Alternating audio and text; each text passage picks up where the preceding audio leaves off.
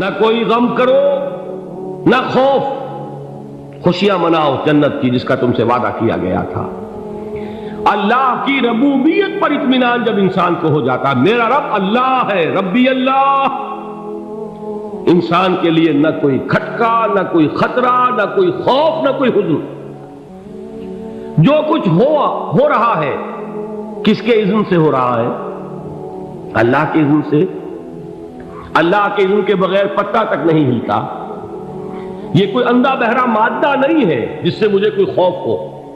اندھا بھینسا چلا رہا ہو اس سے تو ڈرنے کا ہر انسان کو ڈرنا چاہیے، نہ معلوم کس کو ٹکر مار دے، لیکن نہیں، اس کائنات کو چلانے والا ایک سمیع و بصیر خدا ہے۔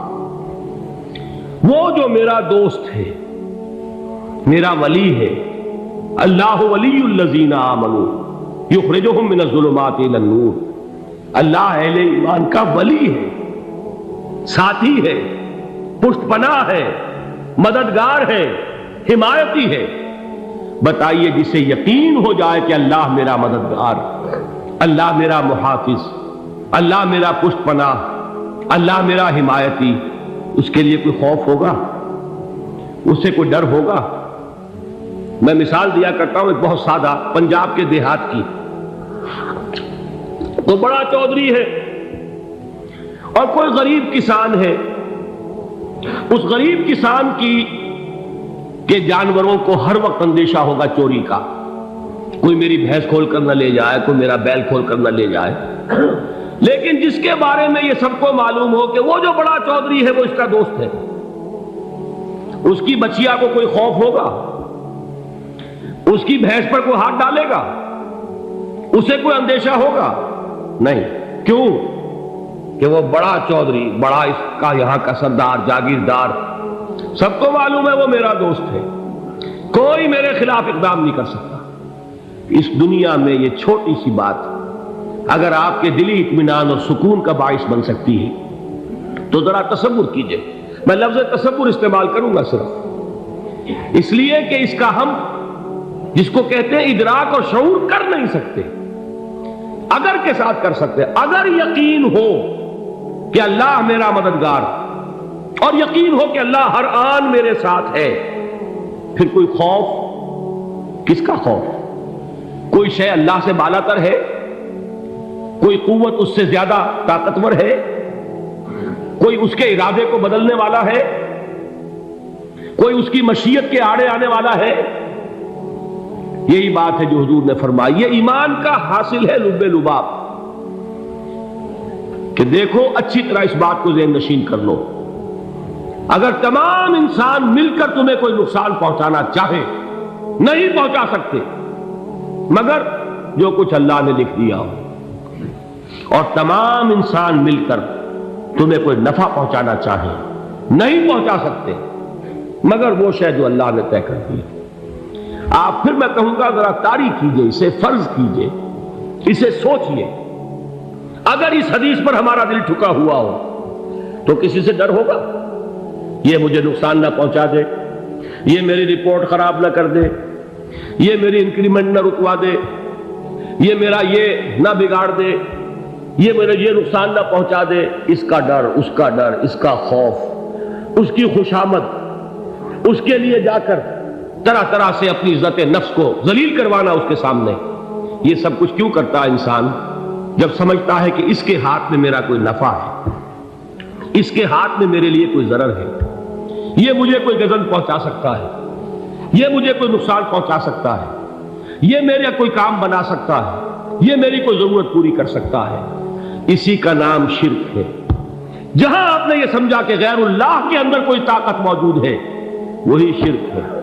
بتوں سے تجھ کو امیدیں، خدا سے نو امیدی، مجھے بتا تو صحیح اور کافری کیا ہے؟ شرک تو یہ ہے۔ جس پر بھی تمہیں یہ خیال ہے، کلمہ ہے یہ کلمہ سوم، لا حول ولا قوت الا باللہ، ذرا اس پر دل کو کبھی اگر آپ تصور کریں، پھر فرض کریں، دل ٹھک جائے اس پر، کوئی طاقت نہیں۔ یہی بات تھی جو شیخ عبد القادر جیلانی رحمۃ اللہ علیہ نے اپنی وصیت میں اپنے بچے سے کہی۔ 11ویں دینے والے ہیں، لیکن حضرت شیخ عبد القادر جیلانی کی وصیت اور تعلیمات کو کتنے لوگ ہیں تم جانتے ہو؟ یہ جن مقامات تک پہنچے ہیں وہ کس چیز کی بدولت پہنچے؟ انہوں نے جو پیغام دیا وہ کیا تھا؟ اے میرے بچے، جس طریقے سے قرآن مجید میں حضرت لقمان کی نصیحتیں جو ہے نقل کر دی گئی ہیں، میں یہ عرض کروں گا بالفرض اگر قرآن حضرت عبد القادر جیلانی کے بعد نازل ہوا ہوتا تو شیخ عبد القادر کی یہ نصیحتیں بھی قرآن میں درج ہوتی۔ اتنی اونچی نصیحتیں ہیں۔ اے میرے بچے، اس حقیقت کو ذہن نشین کر لے، لا فاعل فی الحقیقت ولا مؤثر الا اللہ۔ اس کائنات میں نہ کوئی فاعل حقیقی ہے نہ مؤثر حقیقی ہے سوائے اللہ۔ کسی شے میں کوئی تاثیر نہیں اگر اللہ نہ چاہے۔ آگ جلا نہیں سکتی اگر اللہ نہ چاہے، پانی ڈبو نہیں سکتا اگر اللہ نہ چاہے، زہر ہلاک نہیں کر سکتا اگر اللہ نہ چاہے، کوئی چیز فائدہ نہیں پہنچا سکتی اگر اللہ نہ چاہے۔ تو در در پہ کیوں سر جھکاتے ہو؟ در در پر کیوں جبیں سائی کرتے ہو؟ سب کے سامنے کیوں ہاتھ پھیلاتے ہو؟ ایک اللہ سے مانگو، ایک اللہ کے سامنے زمین پر اپنی جبین رکھو۔ لا فاعل فی الحقیقت ولا مؤثر الا اللہ۔ نظر آتا ہے ہمیں کہ پانی پیاس بجھا دیتا ہے، پیاس بجھانے کی صلاحیت پانی میں نہیں ہے، اللہ کے اذن سے۔ کھانا بھوک مٹا دیتا ہے، بھوک مٹانے کی صلاحیت کھانے میں نہیں ہے، اذن رب میں۔ دیکھیے یہی یقین تھا حضرت موسیٰ علیہ السلام کا واقعہ یاد کیجئے۔ سامنے سمندر آ گیا ہے، قوم دیکھتی ہے پیچھے کہ گرد و غبار کا طوفان، معلوم ہوا کہ فرعون اپنے لشکر سمیت آ گیا۔ لشکر جب چلتا تھا تیز رفتاری کے ساتھ تو گرد و غبار کا جو طوفان اٹھتا تھا اس کا تصور کیجیے، اور لمحہ بلمحہ وہ قریب آ رہا ہے۔ پوری قوم نے کیا کہا؟ اے موسیٰ انا لمدرکون، اے موسیٰ ہم کو پکڑے گئے۔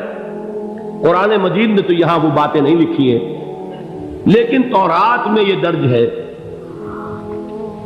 کہ بنی اسرائیل جھگڑنے لگے، دست و گریبان ہو گئے موسیٰ کے ساتھ۔ موسیٰ نے یہاں مروایا لا کر، اس سے تو ہم ہی بہتر تھے، وہاں کھانے کو ملتا تھا، زندگی تو تھی، بیگار ہم کر رہے تھے، موت تو نہیں تھی۔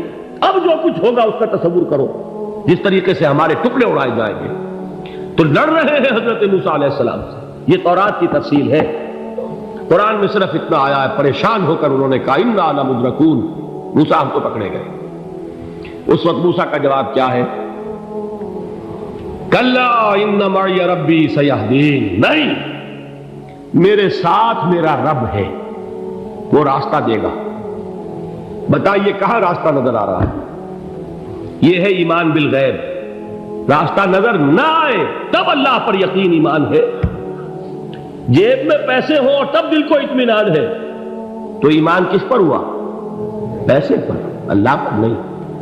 جب وسائل و ذرائع نہ ہو اور پھر یقین ہو کہ اللہ مسبب الاسباب ہے، وہ اسباب کا پابند نہیں ہے، وہ اسباب کا محتاج نہیں ہے، اسباب اس کے محتاج ہے۔ اگر یہ یقین ہے تو اللہ پر ایمان ہے، یہ نہیں ہے تو تمہارا ایمان اسباب پر ہے، وسائل پر ہے، ذرائع پر ہے، مادیات پر ہے، اللہ پر نہیں۔ اس وقت کہاں راستہ تھا؟ کوئی راستہ تھا؟ سمندر ہے اور ادھر سے لشکر آ گیا ہے۔ کلا ان معی ربی سیہدین۔ اب دیکھیے ایمان کہہ دینا آسان ہے، ہوا معکم اینما کنتم، جہاں کہیں بھی تم ہوتے ہو اللہ تمہارے ساتھ ہوتا ہے، لیکن اس کا یقین قائم ہو جائے تو زمین و آسمان کا فرق واقع ہو جائے۔ یہی بات ہوئی حضور کے ساتھ۔ غار ہے، چھپے ہوئے ہیں محمد رسول اللہ اور آپ کے وہ یار غار ابو بکر صدیق رضی اللہ تعالی عنہ۔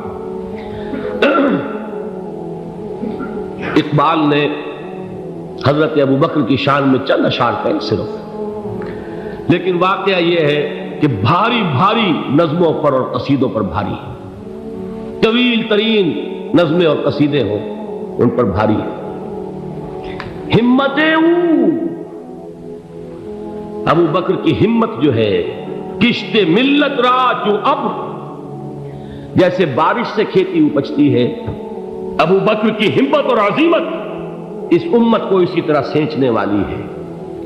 ثانیے اسلام و غار و بدر و قبر،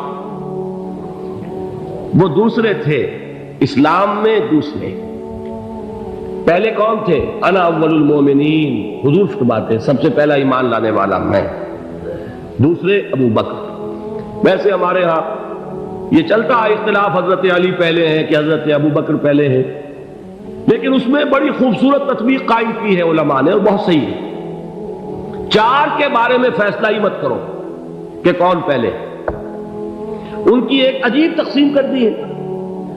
آزاد مردوں میں، بالغ مردوں میں سب سے پہلے ابو بکر، بچوں میں سب سے پہلے علی، خواتین میں سب سے پہلے خدیجہ، اور غلاموں میں سب سے پہلے زید بن حارثہ۔ بڑی پیاری تقسیم ہے، یہ چاروں ہی پہلے ہیں، ہر ایک کے لیے اولیت ہے۔ اور واقعہ یہ ہے کہ اگر زمانی اعتبار سے تعین ہوگا تو پہلے خدیجۃ الکبریٰ آئیں گی رضی اللہ تعالی عنہ، کسی اور سے بات کرنے کی نوبت بعد میں آ سکتی ہے، پہلے تو اہلیہ محترمہ سے بات ہوئی، آتے ہی پہلی وحی ہوئی ہے، ابھی تبلیغ کا حکم نہیں تھا۔ کس کو بتایا واقعہ؟ ابھی اپنی نبوت کی تبلیغ کا تو حکم ہی نہیں آیا، واقعہ کس کا ہے؟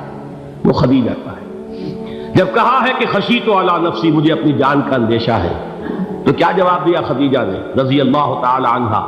وہ صدیقۃ الکبریٰ ہے، صدیقات جو ہے خواتین ان میں چوٹی پر خدیجۃ الکبریٰ ہے رضی اللہ تعالی عنہا، اور صدیق جو مرد ہیں ان میں صدیق اکبر ہے ابو بکر صدیق رضی اللہ تعالی عنہ، لیکن صدیقات میں چوٹی پر۔ جب حضور نے فرمایا خشیت علی نفسی، کیا فرمایا، کیا عرض کیا، کیسے تسلی دی؟ نہیں نہیں، اللہ آپ کو ضائع نہیں کرے گا، آپ غریبوں کے ہمدرد ہیں، آپ مساکین کے تکالیف رفع کرنے والے ہیں، آپ بیواؤں کی سرپرستی کرتے ہیں، آپ مسافروں کی خدمت کرتے ہیں، اللہ آپ کو ضائع نہیں کرے گا۔ یہ یقین ہے اس خاتون کے اندر۔ خیر وہ ایک علیحدہ بات ہو جائے گی۔ میرے دل پر حضرت خدیجہ رضی اللہ تعالیٰ عنہ کی شخصیت کا بڑا گہرا نقش ہے، جو وہ کوئی اور ہی وقت اور موقع ہوا تو بیان ہوگا۔ بہرحال اقبال نے ایک مصرے میں جو چار اولیتیں جمع کر دی ہیں، ہمت او کشت امت را چو ابر، ثانی اسلام و غار و بدر و قبر۔ اسلام میں حضور کے بعد پہلے کون؟ ابو بکر۔ غار میں حضور کے ساتھ کون؟ ابو بکر۔ بدر کی رات اللہ کا رسول سر بسجود، وہ جھاڑ، وہ گھاس پھوس کی جو جھوپڑی بنائی گئی تھی، اور وہاں تلوار ننگی لے کر پہرا دینے والا کون؟ ابو بکر۔ اور اس حجرہ عائشہ میں محمد کے بعد سب سے پہلے دفن ہونے والا کون؟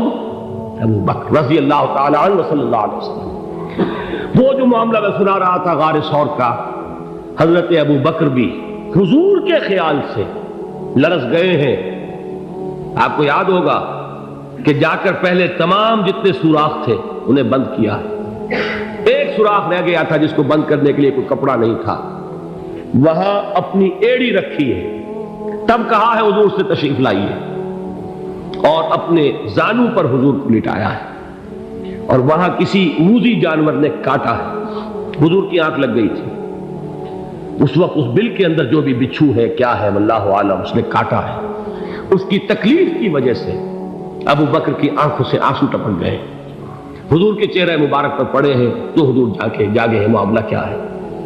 ایڑی نہیں ہٹائی وہاں سے، مبادا وہ جانور وہاں سے نکل کر محمد الرسول اللہ کو کوئی گزن پہنچا دے، ابو بکر کی ایڑی ہے، جس طرح چاہے کھا لے، ختم کر دے، جان نکل جائے تب کوئی آنچ آئے، محمد پر تو آئے، لیکن جیتے جی نہیں۔ وہ ہے ابو بکر۔ حضور کے خیال سے اس وقت حضور نے پھر اپنا لعاب دہن لگایا ہے، اور اس سے پھر آپ کی تکلیف ختم ہوئی۔ جیسے خیبر میں حضرت علی کی آنکھ دکھ رہی تھی، اس کو جو شفا حاصل ہوئی ہے وہ بھی حضور کے لعاب دہن سے ہوئی۔ تو بہرحال اس وقت انہوں نے کہا ہے کہ اے نبی یا رسول اللہ، اگر اس وقت ان میں سے کسی نے غیر ارادی طور پر بھی اپنے قدموں کی طرف جھانک لیا تو پکڑے جائیں۔ کیا جواب تھا اللہ کے رسول کا؟ لا تحزن ان اللہ معنا، اللہ ہمارے ساتھ ہے، کیوں گھبراتے ہو ابو بکر؟ یہ ہے ایمان باللہ، میرا مالک اللہ، میرا رازق اللہ، میرا محافظ اللہ، میرا مددگار اللہ، میرا پشت پناہ اللہ، میرا دوست اللہ۔